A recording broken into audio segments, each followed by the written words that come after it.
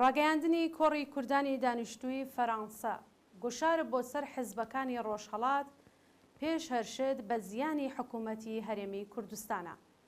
بەپێی ڕاگەیاندنی ڕۆژی 19 و 20 حوزەیران 19 و 20 مانگی ژوئەنی 2024 لا ماڵپەڕی سبەی هاوڵاتی و شارپرێس دەستگای ئاسایشی هەرێم سلێمانی هێزەکانی ڕۆژهەڵاتی کوردستانیان لە پەیامێکی ڕێبەرایەتی یەکێتی نیشتمانی کوردستان ئاگادار کردوەتەوە کە تێدا داوایان لە کۆمەڵەکان کردووە کەمپەکانیان لە زارگوێز و زەرگوێزەڵە بەجێ بێڵن و بگوێزنەوە بۆ شوێنێکی دیکە.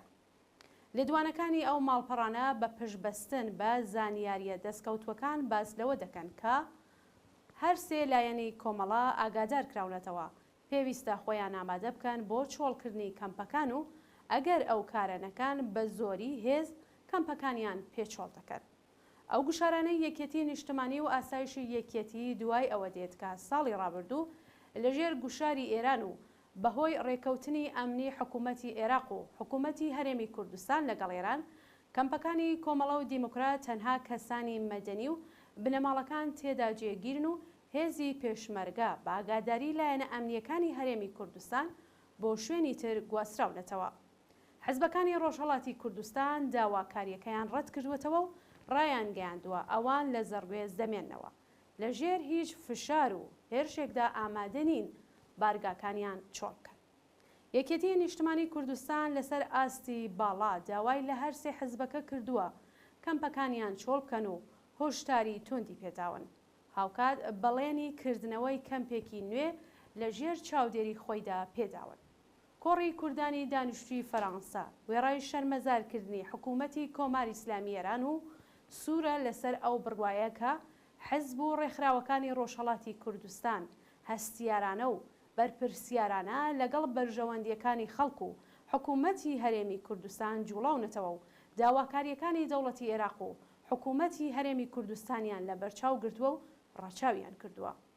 دانیشتوانی ناو بنکە و بارگاکانی حیزب و ڕێکخراوەکانی باسکرا و خەڵک و کۆمەلگای مەدەنین هیچ چەشنە چالاکێکی سەربازی لەلایەن حیزبەکانەوە نەهاتوە تاراوە.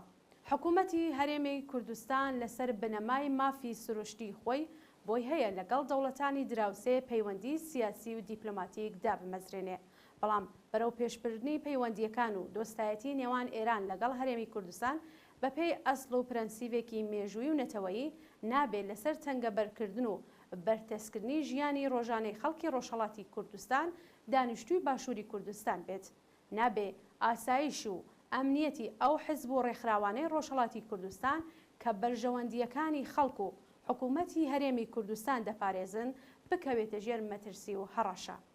حیزب و ڕێکخراوەکانی ڕۆژهەڵاتی کوردستان خۆشەویستی کۆمەڵانی خەڵکی ئەو بەش لە کوردستان و جێگەی ڕێز و پێزانینن بۆ جەماوەری ڕۆژهەڵات. لەسەر دەمە جۆر بە جۆرەکانە بەهانای حیزبەکانەوە هاتن و جوابی ئەرێنیان بە داواکاریەکانیان داوەتەوە. خەڵکی ڕۆژهەڵات هەمیشە پێشوازیان لە بانگەوازەکانی حیزبەکان کردووە و لە هەموو مانگرتنە گشتیەکان ئەم دواییانش بوێرانە و چالاکانە بەشداریان کردووە. ڕێکخراوە حیزبەکانی ڕۆژهەڵات بۆ دەستەبەرکردنی مافە نەتەوایەتەکانی خەڵکی کوردستان دیموکراتیزاسیۆنی کۆمەلگای ئێران و بەدیهێنانی دادپەروەری ئابووری لە ناو کۆمەلگادا تێکۆشانی سیاسی دەکەن و ئەوەیش بە هیچ شێوێ ناکرێت لەگەڵ بەرژەوەندیەکانی باشووری کوردستان لە ناکۆکیدا بێت. جێبەجێکردنی سەرجەم داواکاریەکانی بەرپرسانی کۆماری ئیسلامی ئێران و دروستکردنی کۆسپی زیاتر لەسەر ڕێژیانی سیاسی حیزب و ڕێکخراوەکانی ڕۆژهەڵات بەشێکە لە پلان و پیلانی بەرتەسکردنەوەی دەسەڵاتەکانی قەوارەی هەرێمی کوردستان و زیان و خەساری تەسلیم بوون بەم گەڵاڵە دژە کوردەیە بەر لە کوردی ڕۆژهەڵات ڕاستەوخۆ بەر دەسەڵاتی هەرێم خۆی دەکەوێت.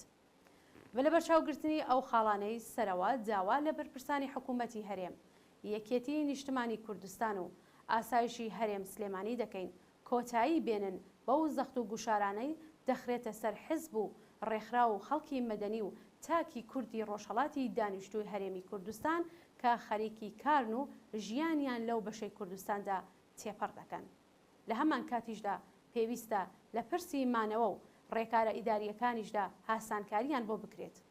ئەو ماڵ و بنەماڵانەی ڕۆژهەڵات کە لە باشووری کوردستان و لە زەرگوێز و زەرگوێزەڵە دەژین زیاتر لە 30 ساڵە لەو شوێنانە نیشتەجێ و تێکەڵاوی بنەماڵەییان لەگەڵ خەڵکی دەوروبەریان هەیە. هەر ئێستا گڵکۆی ئازیزانی کۆچکردووی ئەو خەڵکە لەو دەڤەرە هەڵکەوتووە و بارگاکان بەکردەوە بوون بە گوندێک لە ئاواییەکانی هەرێمی کوردستان. ئەو بنەماڵانە هیچ کات بچووکترین کێشە و ئاڵۆزیان بۆ کەس پێک نەهێناوە، ناکرێ بە پەیڕەوی لە ویست و داخواز و داوای کۆماری ئیسلامی ئێران خاو و خێزانی بێدەرەتان بکەونە ژێر ترس و ئازار و ناسەقامگرتووی و بگۆزرێنەوە بۆ کەمپی زۆرەملێ کە گەلێک بیرەوەری چاڵ و ناخۆش لە مێژووی باشووری کوردستاندا زیندوو دەکاتەوە. مێژووی کوردستان دادوەرێکی بێلایەنە و لە هەڵە و پەڵەی هیچ کەس بە هەر پلە و پایەیەکی سیاسی و ڕێکخراوەییدا بێت خۆش نابێت. کۆڕی کوردانی دانیشتووی فەرەنسا 21 حوزەیران 21 مانگی ژوئانی 2024.